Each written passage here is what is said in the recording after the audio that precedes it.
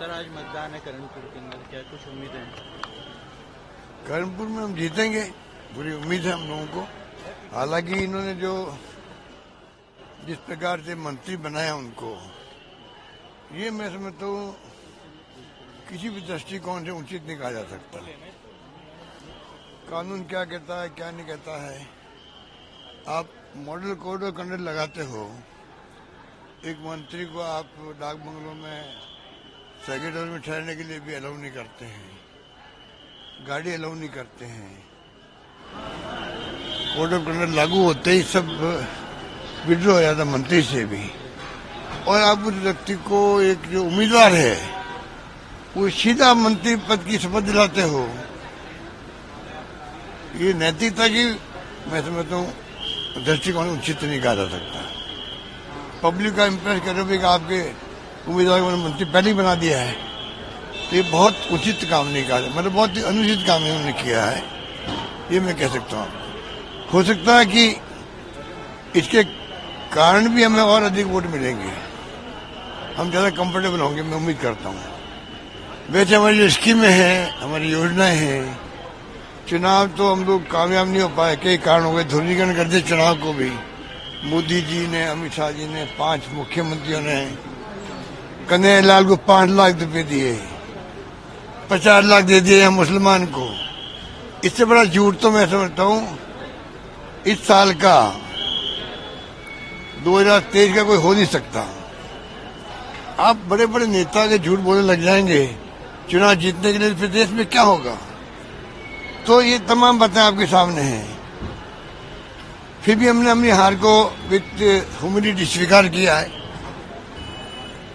पर इनका जो फाउल खेलना था, जो ध्रुवीकरण करना था, हिंदू मुसलमान की बात करनी थी, सनातन धर्म की बात करनी थी, ये पूरा गुमराह करने देश को, पूरे देश को, और इसको देश को कीमत चुकानी पड़ेगी इसकी। अगर हम लोग नहीं समझे टाइम पर, और मीडिया की भूमिका बहुत बड़ी होती है, वो पूरी तरह कामयाब नहीं है बल्कि असफल है। इस देश का मीडिया कुछ लोगों को छोड़ करके पूरी तरह आप समझ लीजिए फेल हो गया है। जिस प्रकार से वो सपोर्ट कर रहे ऐसे कामों को, सही को सही कहने की हिम्मत खत्म हो गई है। डर के मारे, ईडी, इनकम टैक्स, सीबीआई के मारे, या कुछ और समझ लीजिए, वो बड़ा विषय है। पर हालात बड़े गंभीर है देश के अंदर, ये मैं कह सकता हूँ। सर अब दिल्ली से आए, क्या कुछ मीटिंग में? कल हमारी मीटिंग जो हमारे कांग्रेस अध्यक्ष खड़गे साहब के साथ में, राहुल गांधी के साथ हो गई, जो अलायंस कमेटी बनी उसकी। हमने जो पहले मीटिंग की थी राज्यों के साथ में, हमारे अपने नेता जो है राज्यों में, उनसे बात कर ली थी पहले राउंड में। अब दूसरे राउंड में जो है, जो वहाँ की पार्टियां हैं इंडिया गठबंधन की, उनके साथ में बातचीत शुरू हो रही है परसों से। 7 तारीख से 7, 8, 9 को संभवतः अगर उनको सुविधाएं हुई, उनकी सुविधाएं देखनी पड़ेगी हम लोगों को। तो मैं समझता हूँ कि हम लोग सब मिलके चर्चा शुरू करने लग जाएंगे, और उम्मीद करते हैं कि बहुत स्मूथली सबके साथ में सीट शेयरिंग का जो काम है वो आगे बढ़ेगा। पोर्टफोलियो अभी तक बांटे नहीं है राजस्थान में, अभी तक मजाक बन रही है। मुझे तो मुख्यमंत्री जी जो नए बने हैं, मैंने उनको शुभकामनाएं दी थी। जब नए बने मुख्यमंत्री जी, पहली बार एमएलए बनना, मुख्यमंत्री बनना बहुत बड़ा, मैं समझता हूँ इनको एक प्रकार से अवसर मिला है। तो कम से कम उसी दृष्टिकोण से इनकी पार्टी के हाईकमान को इनके साथ में न्याय करना चाहिए। मुख्यमंत्री बना दिया एक बात है, पर जिस प्रकार से व्यवहार हो रहा है, हर चीज को आप रिमोट कंट्रोल से चला रहे हो, चीफ सेक्रेटरी हो, डीजी पुलिस का वीआरएस ले लिया, हो तो बहुत भले आदमी थे, उन्होंने ले लिया, वीआरएस ले लिया, वरना वो 8-9 महीने और रहते अब यहाँ पर। उनको वीआरएस ले लिया उन्होंने, मान लीजिए, और 15-20 दिन लगा दिए मंत्रिमंडल गठन के अंदर, लगा दिए। चलो कोई बात नहीं। अब आप बताइए कि 7 दिन हो गए मेरे ख्याल से, लगभग 7 दिन हो गए हैं, पोर्टफोलियो नहीं मिल रहे हैं, ये तो मजाक होगी ना। मतलब शुरुआत कैसी हो रही है राजस्थान के अंदर। फर्स्ट इंप्रेशन से लास्ट इंप्रेशन वाली बात है। आप क्या इंप्रेशन देना चाहते हो? आपकी दादागिरी चल रही है, होते हैं जो हम लोग कहते हैं बोझ भाषण, दादागिरी। ये बीजेपी के हाईकमान की दादागिरी है। और बगैर प्रधानमंत्री जी के, गृह मंत्री जी के पत्ता नहीं हिलता है। इसका मतलब खाली नड्डा पे दोष नहीं जाता है। इसका मतलब नंबर 1, नंबर 2 प्रधानमंत्री नरेंद्र मोदी जी और दूसरे अमित शाह जी, दोनों दोषी है जिन्होंने राजस्थान की दुर्गति कर दी है। आज 3 तारीख को परिणाम आ गए थे। 3 परिणाम आ गए थे और आज तारीख क्या हो गई है बता दीजिए। 1 महीना हो गया, ज्यादा हो गया। आप बताइए क्या मजाक नहीं चाहिए? जनता क्या सोच रही होगी? पोर्टफोलियो नहीं मिल रहे लोगों को, मंत्रियों की दुर्गति हो रही है। कोई लोग कह रहे हम तो जाते नहीं रूम के अंदर, जैसे पोर्टफोलियो नहीं मिलेगा हम लोगों को। कोई अत्युत्साह में जा रहे हैं, खाली फोटो हटा रहे हैं वहां पर। गांधी जी हटा दो, अम्बेडकर की हटा दो, गुरु गोलवलकर साहब भी लगा दो, लगाओ कुछ भी करो, पर शासन तो शुरू करो कम से कम। गवर्नेंस देना शुरू क्यों नहीं कर रहे हो? अभी मुख्यमंत्री को सीखने में कई टाइम लगेगा। होना तो ये चाहिए था एक्स्ट्रा तरीके से इनकी हौसला अफजाई हो, इनको सलाह दी जाए सीनियर नेताओं द्वारा, और किसी ढंग से अच्छी गवर्नेंस हो। मेरी शुभकामना उनके साथ पहले भी थी, आज भी है, आगे भी रखने में कोशिश करूंगा। अगर वो सच्चे सही ढंग से चलते गए, मुख्यमंत्री जी हमारी योजनाओं को बंद नहीं किया, गुड गवर्नेंस दी, सुशासन दिया, तो हम चाहेंगे वो कामयाब हो। भले आदमी है, सीधा आदमी है, उसका लाभ तो मिलना ही राजस्थान जनता को। फिर भले और सीधे आदमी को ये जिस प्रकार से व्यवहार कर रहे हैं, मैं उसको उचित नहीं मानता हूँ। लोकसभा चुनाव में राम मंदिर का असर देखने को मिलेगा? अभी तो टाइम बताया 22 तारीख के बाद में। ये तो पूरा भगवान राम का, हम तो बचपन से राम भगत हैं। हिंदुस्तान का हर हिंदू जो है वो राम भगत है। ये हिंदुओं में डिवाइड कर रहे हैं। जो बीजेपी में जाएंगे हिंदू, वो जो राम भक्त हो वो मानते ही लोग। तो डिवाइड हिंदुओं को नहीं कर रहे हैं लोग क्या? ये खाली हिंदू मुसलमान नहीं कर रहे हैं, हिंदुओं में भी इन्होंने ही कर दिया है। जो आप बीजेपी में आइए, डिवाइड कर दिया गया है, किस रूप में कर दिया गया। और अभी तो शंकराचार्य जी बोलने लग गए हैं कि भाई हमें काय के लिए बुलाया जा रहा है। 5% आप करेंगे, धार्मिक गुरु हम लोग हैं, तो क्या हम वहां बैठे ताली बजाएंगे? अगर शंकराचार्य के मुंह से निकले क्या मैं वहां बैठा बैठा ताली बजाऊं, मैं काय के लिए जाऊं वहां पर? तो हो क्या रहा देश के अंदर?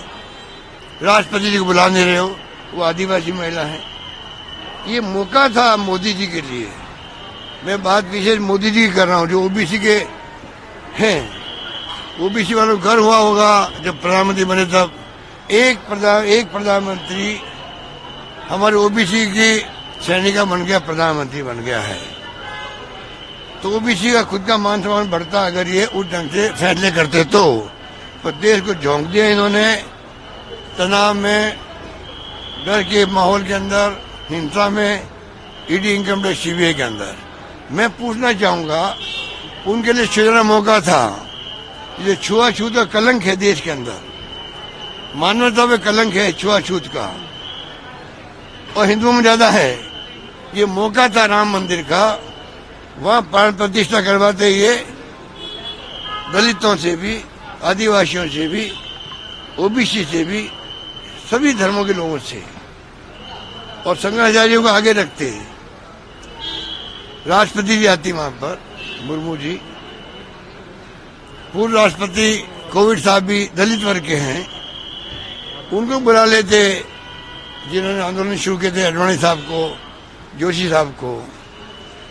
पूरे देश का आह्वान करते, ताली बजवाई थी इन्होंने, थाली बजवाई थी उसी प्रकार आह्वान करते ये कि 22 तारीख को मैं आह्वान करता हूं देशवासियों से, 22 तारीख के बाद में इस देश में कोई छुआछूत नहीं होगी। ये मान्यता में कलंक लगा हुआ हमारे ऊपर, हिंदुओं पर, वो कलंक मैं धो दूंगा।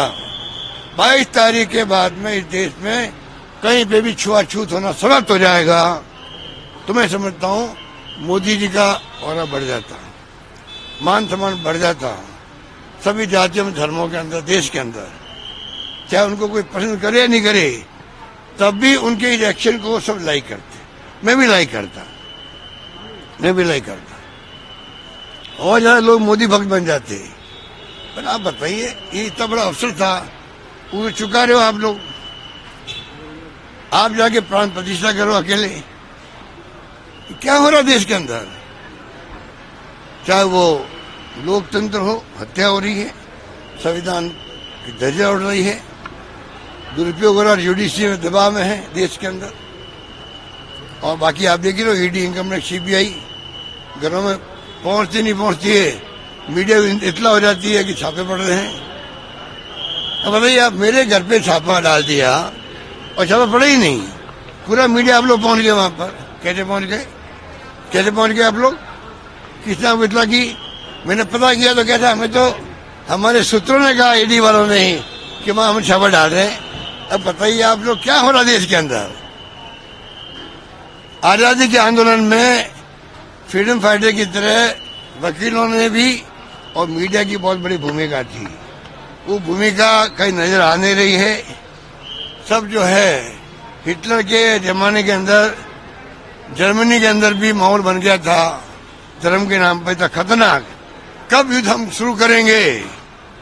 युद्ध भी हो गया, बाद में आगे खुली, ये क्या हो गया? अब हिटलर के नाम लगता हुए वहां पर क्राइम माना जाता है। तो इस देश में हो क्या रहा है? मीडिया समझ नहीं पा रहा है। कितनी बार कितनी कम है। और के बाद इंडिया गठबंधन के अभी कुछ नेता क्या? राम जी को लेकर कुछ कमेंट कर, विवादित टिप्पणी कर रहे हैं इंडिया गठबंधन के कुछ नेता राम जी को लेकर। क्या कर रहे हैं? कुछ टिप्पणी करिए, बताइए। कोई टिप्पणी नहीं है। देखिए, ईमानदारी की बात है कि ये राजनीति कर रहे हैं राम मंदिर को लेके, ये उचित नहीं है। धर्म के नाम पे चुनाव लड़ना ही खतरनाक होता है। और कैंपेन के अंदर आप ध्रुवीकरण कर रहे हो, वो भी इलीगल काम है। धर्म का उपयोग करना चुनाव के अंदर भी, मैं समझता हूं, मुझे जहां तक जानकारी है, बहुत ये कानून के खिलाफ है। आपने पूरे चुनाव में धर्म का उपयोग किया है। इलेक्शन कमीशन तो मैं समझता हूं कि जिस प्रकार व्यवहार कर रहा है, वो तो इस प्रकार से पीएम का पार्ट हो, प्रधानमंत्री ऑफिस का पार्ट हो, उस प्रकार के व्यवहार ईसीआई का है देश के अंदर। उसे क्या उम्मीद करें? ये स्थिति बन गई है। हमने अभी ज्ञापन दिए थे ये कर्णपुर को लेकर के, जब आपने मंत्री पद दे दिया उनको, कोई जवाब नहीं है उनका। ये इलेक्शन कमीशन है। तो हालात बड़े गंभीर है देश के अंदर। Thank you.